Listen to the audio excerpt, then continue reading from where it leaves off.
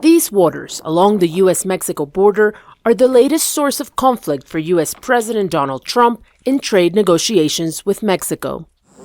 Under a 1944 treaty involving several shared rivers and reservoirs, every 5 years Mexico must send 2.1 billion cubic meters of water to the U.S. from the Rio Grande. That's the equivalent of some 860,000 Olympic-sized swimming pools. But according to the International Boundary and Water Commission, over the last 5 years, Mexico has sent less than 30% of the required amount. In a post on Thursday, Trump threatened to impose further tariffs on Mexico if the remaining water isn't delivered, adding he'd even consider sanctions. The U.S. has already withheld its own water delivery commitments to Mexico in retaliation. The Mexican president admits her country hasn't been able to meet its commitments, but says there simply isn't enough water to send. It all has to do with availability. Yes, there are so many million cubic meters that we have to send, but if there is no water, how do you send it?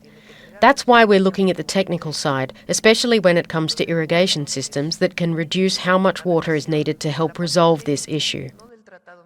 President Shane-Baum says Mexico will send a large amount of water to the U.S. in the coming months, adding that she hopes the rainy season will replenish the rivers and help dampen the effects of historic drought in the region. The Mexican government is trying to strike a balance between appeasing Donald Trump and making sure its citizens have enough water to survive. In past years, protests over lack of water in northern Mexico have turned deadly. For Mexican farmers and fishermen who have been lacking enough water to keep their own businesses afloat, the idea of sending anything to the U.S. seems inconceivable. The dam is drying up. Soon the fish are going to start dying, and it's going to be very difficult to be here. Their livelihoods are now caught in the bigger picture of an increasingly tense relationship between Mexico and the United States.